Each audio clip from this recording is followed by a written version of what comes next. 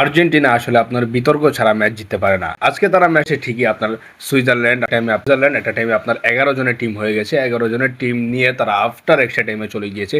তো আপনার এমবলে যে আপনার রেড কার্ডটা নিয়ে আলোচনা হচ্ছে, সে একটা হলুদ কার্ড খাওয়া ছিল, তারপর আপনার একটা ফেক ড্রাইভের মতো সে করে, এখন সে কি বুঝে সেখানে পড়ে যাচ্ছিল, নাকি স্লিপ খেয়েছে না কি হয়েছে আমি এত কিছু জানি না।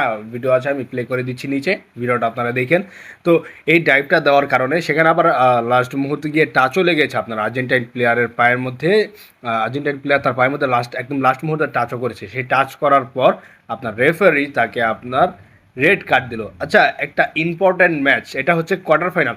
এখন কোয়ার্টার ফাইনালে ভাই আপনার ইম্পর্ট্যান্ট ম্যাচে যদি আপনার কার্ড ডিভিশনও যদি থাকে, সেটা অনেক ক্ষেত্রে সেটা সরে যায়।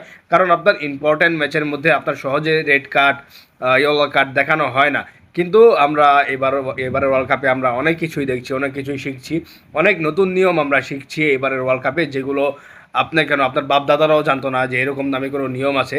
আর আপনার কেউ জানতো না যে ফিফার এই এই লতে এইগুলো লেখা আছে। আপনার এবার ওয়ার্ল্ড কাপে অনেক নতুন নতুন নিয়ম জানছি। যাই হোক, আমরা সেগুলো বাদ দেই।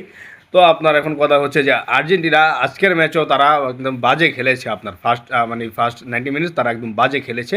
আপনার ড্র ছিল, তারপর আপনার আফটার এক্সট্রা টাইমে গিয়ে তারা গোল টোল দিয়ে তারা ম্যাচ জিতে যায়।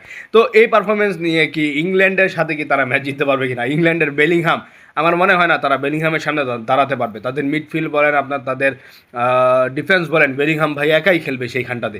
আমার মনে হয় না আর্জেন্টিনা সেখানে কোনো কম্পিটিটিভ কোনো ফাইট দিতে পারবে ইংল্যান্ডের সাথে। ইংল্যান্ডের কাছে জঘন্যভাবে ভয়াবহভাবে আর্জেন্টিনা হারবে। সেটাই দেখতে যাচ্ছি সম্ভবত আপনার সেমিফাইনাল ম্যাচের মধ্যে ইংল্যান্ডের সাথে ভয়াবহভাবে হারবে আর্জেন্টিনা, যেটা তারা তাদের সাপোর্টাররা একদম এক্সপেক্টই করে নাই।